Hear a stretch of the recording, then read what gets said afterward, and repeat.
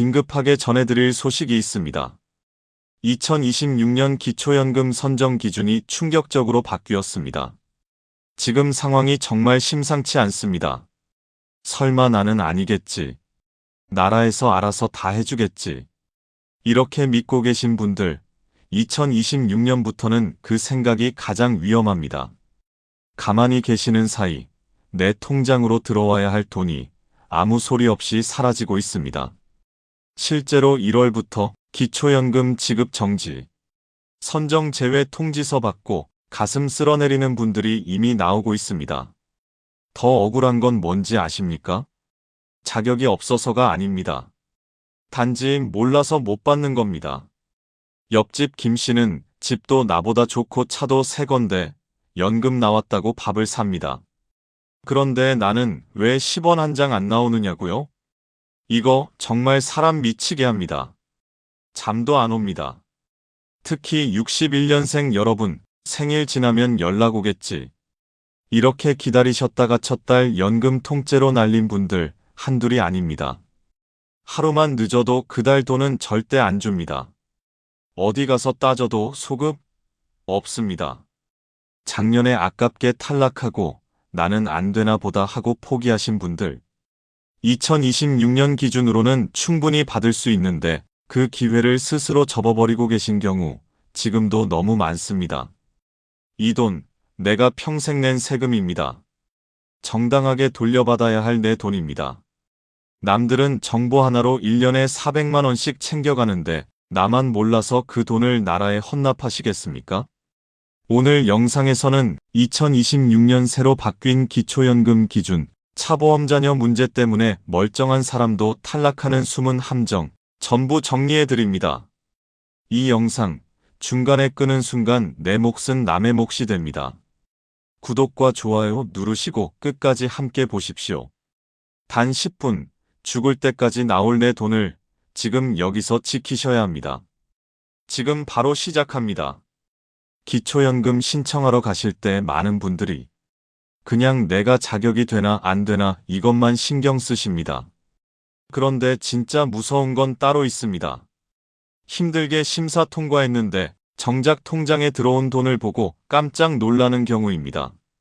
분명히 남들은 다 받는다는데 왜 내 돈만 깎여서 들어올까요? 도대체 어디서 내 돈이 줄줄 새고 있는 건지 지금부터 정신 바짝 차리고 들으셔야 합니다. 가장 먼저 억울해서 잠도 안 온다는 분들이 계십니다. 바로 젊었을 때 누구보다 성실하게 국민연금 꼬박꼬박 내신 분들입니다. 노후에 자식들한테 손 안 벌리려고 열심히 국민연금 부으셨을 텐데요. 그런데 나라에서는 국민연금을 좀 넉넉하게 받는다고 기초연금을 깎아버립니다. 이걸 국민연금 연계 감액이라고 부르는데 사실 당하는 입장에서는 정말 기가 찰 노릇입니다. 내가 내 돈 내고 연금 받는데 왜 기초연금에서 빼가냐고. 하소연해봐야 소용이 없습니다. 2026년 기준으로는 국민연금을 월 52만 원 정도 넘게 받으시면 그때부터 기초연금이 조금씩 깎이면서 최대 절반까지 줄어들 수 있습니다. 미리 마음의 준비를 하셔야 충격을 덜 받으십니다. 두 번째는 부부가 함께 받으실 때 생기는 일입니다. 우리 부부는 둘 다 자격이 되니까 2명 몫을 온전히 다 받겠구나 생각하고 계셨나요? 죄송하지만 여기서도 돈이 빠져나갑니다. 부부가 함께 살면 생활비가 적게 든다는 이유로 나라에서 남편 몫, 아내 몫에서 각각 20%씩을 무조건 떼고 줍니다. 계산기를 두드려보면 생각보다 꽤 큰 돈이 매달 사라지는 셈입니다. 이걸 모르고 계시다가 첫 달 입금 내역 보고 왜 이것밖에 안 들어왔냐고 주민센터 달려가시는 분들이 정말 많습니다. 하지만 앞에 두 가지는 차라리 낫습니다. 정말 피눈물 나는 건 지금 말씀드릴 세 번째 경우입니다. 바로 자식 생각하는 마음에 재산 물려줬다가 큰 코 다치는 경우입니다. 내 재산 자식한테 다 주고 빈털터리 되면 기초연금 받을 수 있겠지. 혹시 이런 생각하셨나요? 이거 정말 큰일 날 소리입니다. 집이나 예금을 자녀에게 넘겨줘도 나라에서는 최근 5년 안에 넘긴 재산은 여전히 여러분이 가지고 있는 것으로 칩니다. 그냥 치는 것도 아니고 5년 동안은 꼬리표처럼 따라다니면서 기초연금 계산에 포함됩니다. 결국 집은 자식 줘서 없고 기초연금은 재산 많다고 탈락하고 이러지도 저러지도 못하는 최악의 상황이 벌어집니다. 자식 도와주려다 내 노후가 통째로 흔들릴 수 있다는 점 절대 잊으시면 안 됩니다. 이렇게 곳곳에 내 돈을 노리는 함정들이 입을 벌리고 있습니다. 그런데 더 큰 문제는 이 함정들을 다 피한다고 해도 애초에 이 숫자를 모르면 신청조차 받아주지 않는다는 겁니다. 결국 내 운명을 결정짓는 건 딱 하나의 숫자인데요. 이 기준에서 단돈 10원만 넘어도 가차없이 탈락입니다. 너무 야박하다 싶으시겠지만 나라법이 그렇습니다. 그러니 눈 크게 뜨고 딱 3가지만 기억해 주세요. 첫 번째는 선정기준액입니다. 쉽게 말해 월 소득이 이 금액보다 적어야 기초연금을 받을 수 있다는 뜻입니다.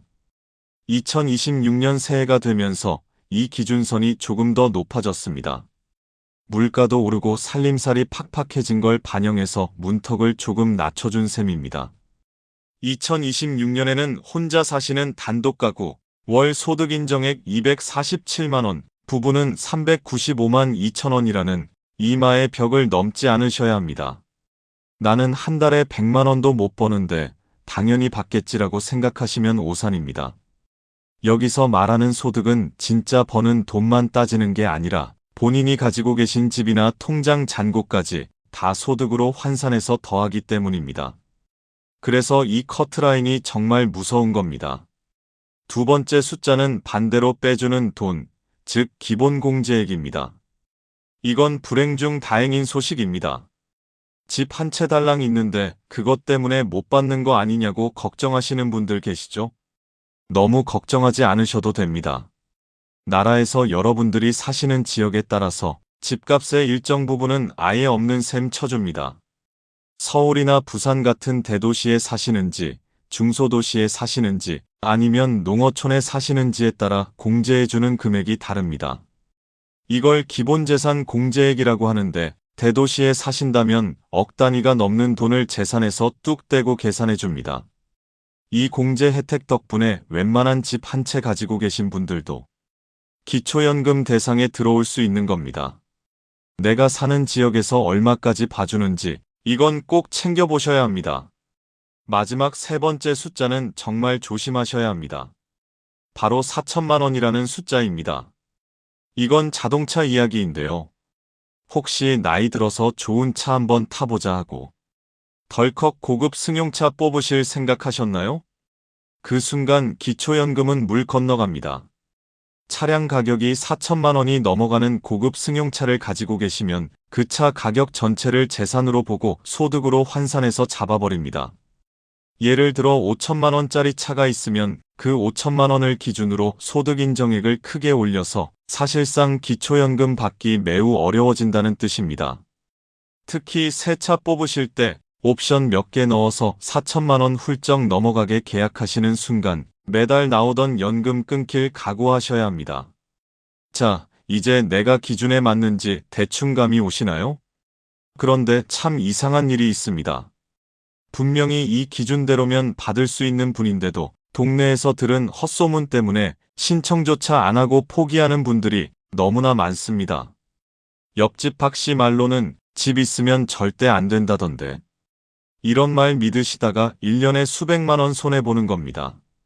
지금부터는 여러분들의 눈과 귀를 가려서 돈을 못 받게 만드는 치명적인 오해와 착각들에 대해 시원하게 밝혀드리겠습니다. 이거 들으시면 아이고, 내가 속았구나 하실지도 모릅니다. 주변에서 이런 말 들어보신 적 있으시죠? 김씨네는 아들이 대기업 다녀서 기초연금 못 받는데 집 한 채 있으면 꿈도 꾸지 말아야 해. 아마 경로당이나 모임 가면 흔하게 들리는 이야기일 겁니다. 그런데 정말 무서운 건 이런 카더라 통신이 여러분들의 판단을 흐리게 해서 받을 수 있는 돈을 걷어차게 만든다는 사실입니다.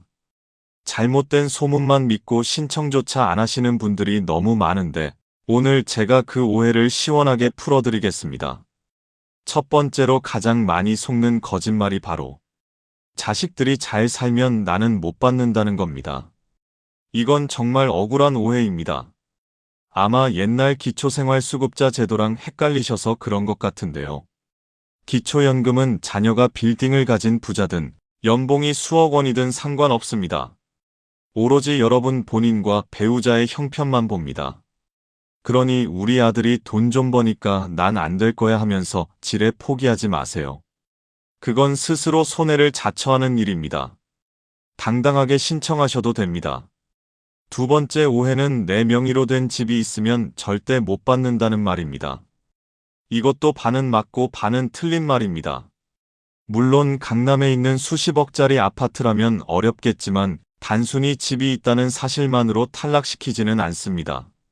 앞서 말씀드린 것처럼 지역별로 집값을 꽤 많이 깎아주기 때문에 집이 있어도 기초연금 받으시는 분들이 수두룩합니다. 집 한 채 있는 게 죄도 아닌데 그것 때문에 나라 혜택을 포기한다는 건 말이 안 됩니다. 일단 두드려봐야 문이 열리는 법입니다. 세 번째는 정말 위험한 착각입니다. 나이 65세 되면 나라에서 알아서 통장에 넣어주겠지. 이렇게 믿고 가만히 계시는 분들 정말 큰일 납니다.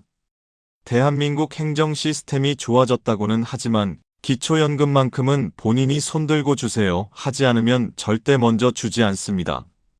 생일 지났는데도 신청 안 하고 계시다가 뒤늦게 땅을 치고 후회해도 지나간 돈은 아무도 물어주지 않습니다. 내 밥그릇은 내가 챙겨야 합니다. 네 번째는 꼼수 부리려다 망신당하는 경우입니다. 바로 위장 이혼 이야기인데요. 부부가 받으면 감액된다니까 서류상으로만 이혼하고 같이 살면 돈을 더 받지 않겠냐는 솔깃한 유혹이 들릴 수 있습니다. 천만의 말씀입니다. 나라가 그렇게 호락호락하지 않습니다. 서류상 남남이라도 한 집에 살거나 생활을 같이 하는 게 들통나면 사실상 혼인 관계로 봐서 혜택은 똑같이 줄어들고 오히려 부정수급으로 큰 망신을 당할 수 있습니다. 얄팍한 수는 안 쓰는 게 상책입니다. 마지막으로 요즘 자녀들 보러 해외 많이 나가시죠? 해외 나가 있어도 연금은 계속 나오겠지 생각하시나요? 이것도 조심하셔야 합니다. 해외 체류 기간이 60일, 즉 2달을 넘어가면 그달부터 연금 지급이 딱 끊깁니다. 잠깐 나갔다 오는 건데 어때 하다가 돌아오셔서 통장 확인하고 깜짝 놀라시는 분들 많습니다. 자, 이제 뜬 소문에 속아서 신청 안 하는 일은 없으시겠죠? 그런데 문제는 또 있습니다. 정말 사소한 실수 하나 때문에 허무하게 탈락하는 분들이 계십니다. 자격이 안 돼서 못 받는 건 어쩔 수 없지만 받을 수 있었는데 깜빡해서 혹은 몰라서 놓친다면 그 억울함은 이루 말할 수가 없겠죠. 지금부터 말씀드릴 사례들은 남의 이야기가 아닙니다. 바로 우리 주변에서 어쩌면 나에게도 일어날 수 있는 실제 실수담입니다. 첫 번째는 올해 만 65세가 되시는 1961년생 분들이 가장 많이 저지르는 타이밍 실수입니다. 생일이 지나면 바로 신청해야지 하고 느긋하게 기다리시나요? 그 순간 첫 달치 연금 30여만 원이 허공으로 사라집니다. 기초연금은 신청주의라서 신청한 달부터 지급하는 게 원칙입니다. 그런데 나라에서 딱 하나 봐주는 게 있습니다. 바로 만 65세 생일이 속한 달의 한 달 전부터 사전 신청을 받아주는 겁니다. 예를 들어 생일이 2월이라면 1월에 미리 신청하셔야 2월분부터 제때 받으실 수 있습니다. 그런데 생일 지나고 천천히 가지 뭐 하다가 3월에 신청하시면 2월분 돈은 영영 못 받습니다. 소급해서 주지 않기 때문입니다.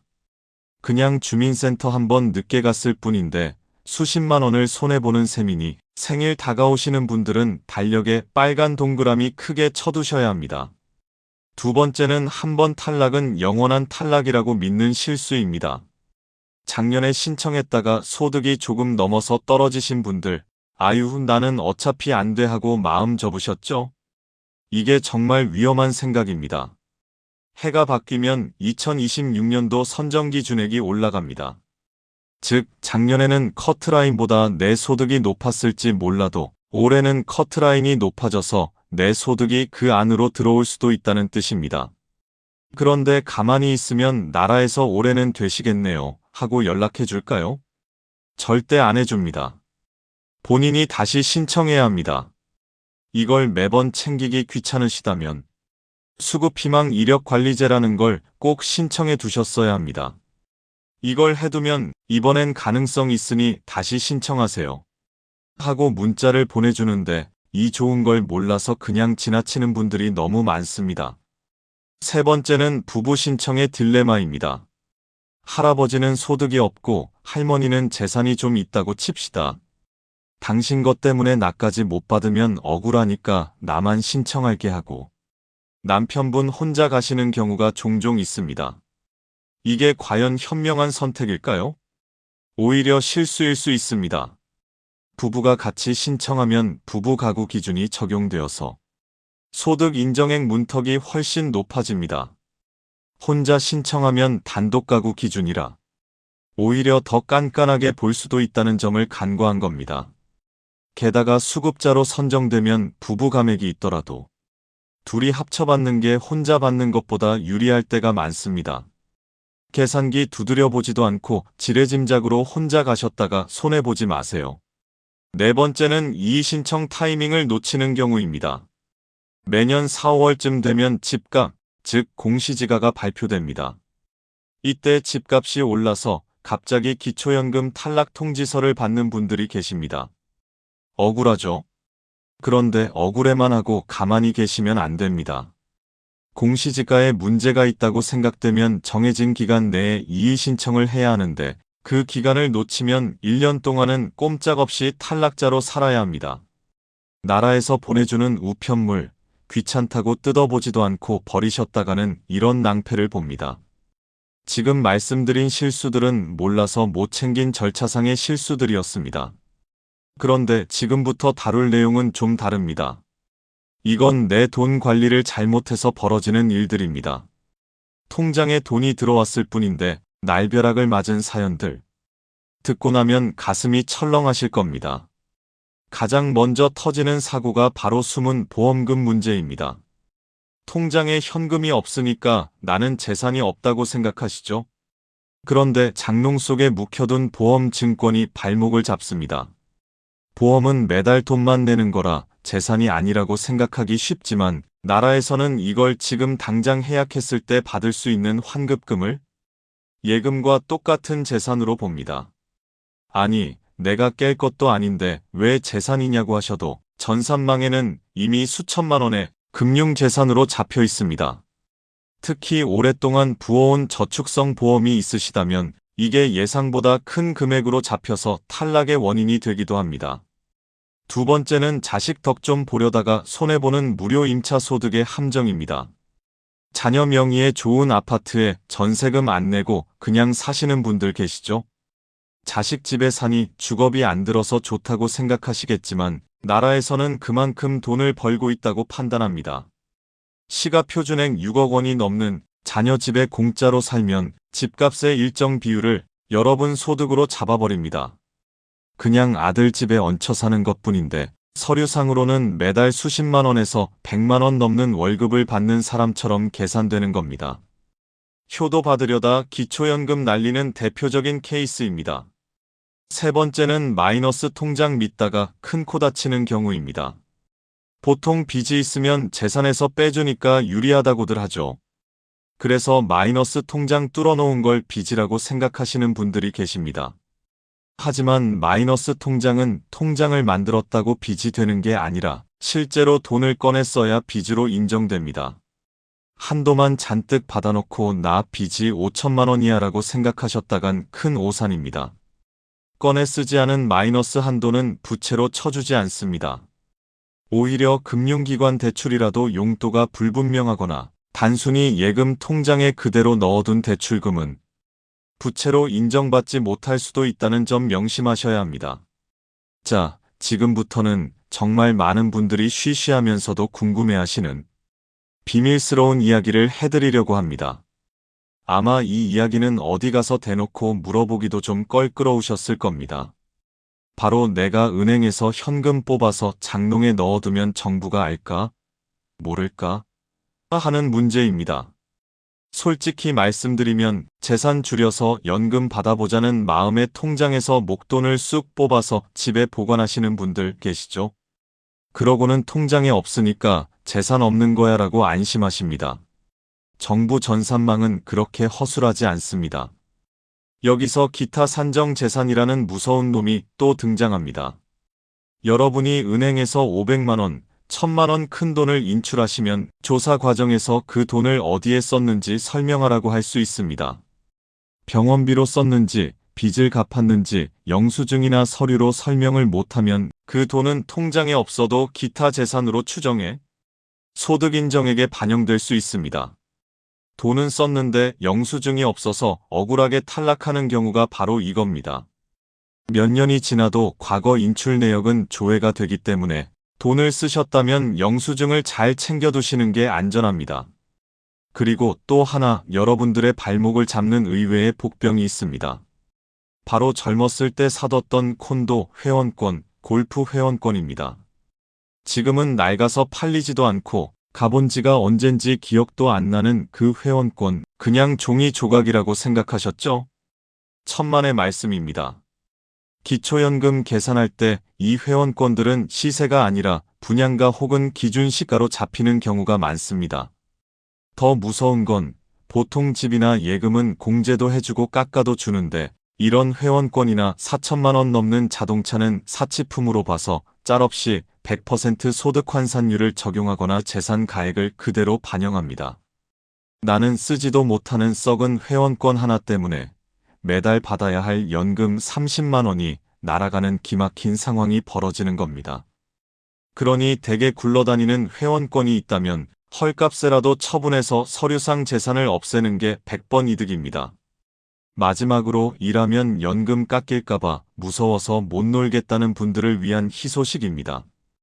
요즘 몸도 건강하신데 집에만 있기 답답해서 소일거리라도 하고 싶은데 괜히 푼돈 벌었다가 기초연금 탈락하면 손해 아닌가? 하고 걱정하시죠? 결론부터 말씀드리면 걱정 말고 일하셔도 됩니다. 기초연금 제도에는 일하는 여러분들을 응원하기 위한 근로소득 공제라는 아주 훌륭한 장치가 있습니다. 2026년 기준으로 월급을 받으시면 근로소득 공제액 약 110만에서 116만 원은 먼저 빼고 계산해 줍니다. 여기서 끝이 아닙니다.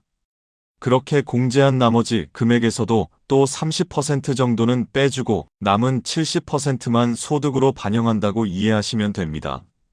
그래서 한 달에 200만 원 정도 버셔도 기초연금 계산할 때는 생각보다 소득이 적게 잡히는 구조입니다. 그러니 연금 끊길까봐 일 안 한다는 건 옛말입니다. 건강이 허락하신다면 당당하게 일하시고 월급도 챙기고 기초연금도 챙기는 이중 수입의 기쁨을 누리시길 바랍니다. 앞으로는 현금 숨기지 마시고 쓸모없는 회원권 정리하시고 건강하게 일도 하세요. 이게 바로 기초연금 재테크의 핵심입니다. 여기까지 들으시니 어떠신가요? 차, 보험, 자식집 곳곳에 지뢰 바치죠? 도대체 어떻게 하라는 거냐 한숨이 나오실 텐데요. 너무 걱정 마세요. 이 복잡한 기준들 속에서도 내가 받을 수 있는지 없는지 딱 5분 만에 확인하는 방법이 있습니다. 지금부터 제가 말씀드리는 딱 4가지만 확인해 보시면 내가 안전한지 아니면 위험한지 금방 답이 나옵니다. 메모지 한 장 꺼내서 적어두셨다가 하나씩 지워나가 보세요. 첫 번째 체크할 것은 바로 내 차의 진짜 몸값입니다. 앞서 제가 4천만 원 넘는 차는 위험하다고 말씀드렸죠? 그런데 여기서 말하는 4천만 원은 중고차 시장에서 팔리는 가격이 아닙니다. 바로 보험개발원에서 정해놓은 차량가액이 기준입니다. 내 차는 오래돼서 똥값이야 라고 생각하셔도 전산상으로는 아직 비싸게 잡혀 있을 수 있습니다. 인터넷으로 보험개발원 차량기준가액을 조회해 보시거나 보험사에 전화해서 내 차 가액이 얼마로 잡혀 있나요? 라고 물어보세요. 이 가격이 4천만 원 미치어야 안전합니다. 두 번째는 장롱 속에 잠들어 있는 보험 해약 환급금입니다. 이거 확인 안 하고 가셨다가 현장에서 당황하시는 분들 정말 많습니다. 지금 당장 보험사에 전화하셔서 딱 한마디만 물어보세요. 제가 가입한 보험들 오늘 싹 다 해지하면 얼마 받을 수 있나요? 물론 진짜 해지하라는 게 아닙니다. 이 예상 환급금 총액이 얼마인지 알고 계셔야 한다는 겁니다. 생각지도 못한 목돈이 잡혀 있다면 미리 대책을 세우고 신청하러 가셔야 헛걸음 안 하십니다. 세 번째는 나를 살려줄 부채 증명서입니다. 빚이 있다면 부끄러워할 게 아니라 기초연금 받을 때는 아주 든든한 방패가 됩니다. 단 말로만 나 빚 있어요 하면 안 믿어줍니다. 은행이나 금융기관에 가셔서 2026년 1월 현재 기준으로 대출 잔액 증명서를 떼어보세요. 이 금액만큼 재산에서 빼주기 때문에 수급 자격이 간당간당하신 분들에게는 이 종이 한 장이 효자 노릇을 톡톡히 합니다. 임대 보증금 내준 것도 부채로 잡히니 계약서 꼭 챙기시고요. 마지막 네 번째, 이게 제일 중요합니다. 무작정 주민센터 가서 번호표 뽑지 마시고 복지로 모의 계산기를 먼저 두드려 보세요. 요즘은 스마트폰으로도 다 됩니다. 자녀분들에게 복지로 사이트 들어가서 모의 계산 좀 해달라고 부탁해 보세요. 소득이랑 재산, 부채 대충 입력하면 얼마 정도 받을 수 있습니다. 혹은 탈락 위험이 있습니다 하고 결과가 딱 나옵니다. 정확하진 않아도 대략적인 감을 잡고 가셔야 상담할 때도 말이 통합니다. 이 네 가지만 챙기셔도 남들보다 100걸음은 앞서 가시는 겁니다. 그런데 여기서 만족하고 그냥 매달 연금만 받으시면 사실 손해보는 장사를 하시는 겁니다. 기초연금 수급증이라는 건 단순히 돈을 받는다는 의미를 넘어서 나라에서 주는 각종 혜택을 누릴 수 있는 VIP 프리패스나 다름없기 때문입니다.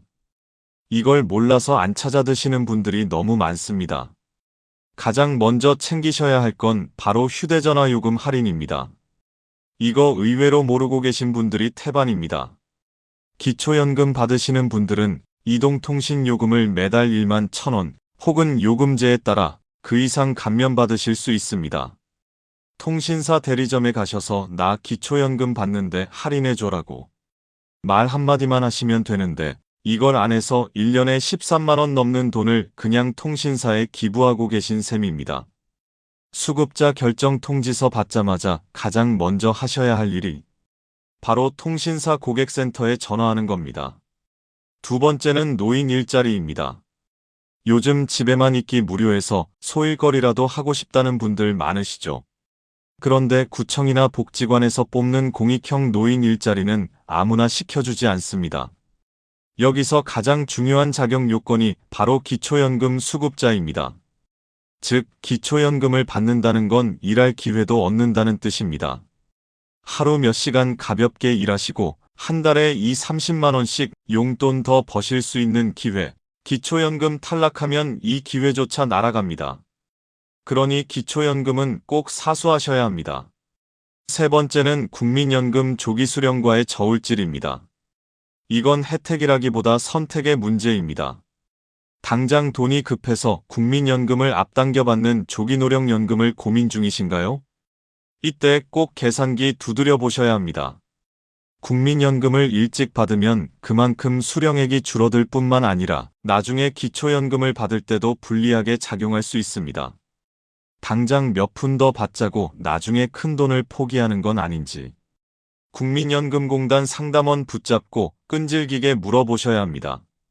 마지막으로 꼭 확인하셔야 할 게 건강보험 피부양자 자격입니다. 2026년이 되면서 건강보험료 기준도 계속 깐깐해지고 있습니다. 기초연금을 신청하면서 소득과 재산 조사를 하다 보면 그동안 숨겨져 있던 소득이 드러나서 자녀 밑에 있던 피부양자 자격이 박탈되고 내 이름으로 된 건강보험료 고지서가 날아올 수도 있습니다. 빈대 잡으려다 초가 삼간 태운다고 연금 몇 푼 받으려다 건보료 폭탄 맞는 경우도 아주 가끔 있으니 내 소득이 경계선에 있다면 이 부분도 미리 따져보는 지혜가 필요합니다. 기초연금 하나 신청하는데 뭐 이렇게 챙길 게 많냐고 하실 수 있습니다. 하지만 이 모든 게 다 여러분들의 피 같은 돈입니다. 모르고 지나치면 아무도 챙겨주지 않는 권리, 이제는 아는 만큼 챙기실 수 있습니다. 자, 오늘 정말 긴 시간 동안 2026년 확 달라진 기초연금 이야기를 나눴습니다. 차 이야기부터 보험, 자식 이야기까지. 아이고 머리야, 이걸 내가 어떻게 다 챙기나. 한숨부터 나오시죠? 다 기억하실 필요 없습니다. 복잡한 계산법이나 어려운 용어들은 다 잊어버리셔도 좋습니다. 대신 오늘 이 영상 끄시기 전에 딱 3가지만 가슴속에 꼭 품고 가셨으면 좋겠습니다. 첫 번째는 1월의 기적을 믿으라는 겁니다. 해가 바뀌면 기준도 바뀝니다. 작년에 안 됐다고 해서 올해도 안 되는 게 아닙니다. 2026년 새 기준으로는 여러분이 주인공이 될 수도 있습니다. 그러니 난 어차피 안 돼 하고 지레 포기하지 마시고 혹시나 하는 마음으로 무조건 다시 두드려 보셔야 합니다. 믿져야 본전 아니겠습니까? 두 번째는 버스는 기다려주지 않는다는 사실입니다. 기초연금은 지나간 버스 잡듯이 뒤늦게 손 흔들어도 절대 다시 돌아오지 않습니다. 고민하느라 혹은 귀찮아서 신청을 미루는 이 순간에도 여러분이 받아야 할 돈은 공중으로 사라지고 있습니다. 나중에 가서 몰라서 못했다고 아무리 하소연해도 나라에서는 지나간 돈을 챙겨주지 않습니다. 지금 움직이지 않으면 무조건 손해입니다. 마지막 3번째는 내 돈은 내가 증명해야 한다는 것입니다. 국가는 세금 거둘 때는 귀신같이 알지만 여러분에게 돈을 줄 때는 그렇게 친절하지 않습니다. 내 차값이 내려갔는지, 빚이 얼마나 있는지 내가 서류 떼서 보여주지 않으면 국가는 여러분을 그냥 부자라고 생각하고 탈락시킵니다. 주민센터 가는 길이 좀 번거롭더라도 그 발걸음이 내 1년치 생활비를 지키는 가장 확실한 방법이라고 생각하고 움직이셔야 합니다. 지금 당장 달력을 한번 쳐다보세요. 내가 만약 1961년생이거나 작년에 아깝게 탈락한 분이라면 내일 당장 주민센터에 가겠다고 빨간 동그라미를 크게 그려놓으세요. 그 동그라미 하나가 여러분의 소중한 노후 자금을 지키는 든든한 부적이 될 겁니다. 2026년에는 여러분들 모두 억울하게 돈 잃는 일 없이 받을 수 있는 혜택은 10원 한 장까지 꼼꼼하게 다 챙겨 받으시길 진심으로 응원하겠습니다. 도움이 되셨다면 구독과 좋아요 꾹 눌러주시고 오늘 이야기가 여러분의 지갑을 지키는데 조금이라도 도움이 되셨기를 바랍니다. 감사합니다.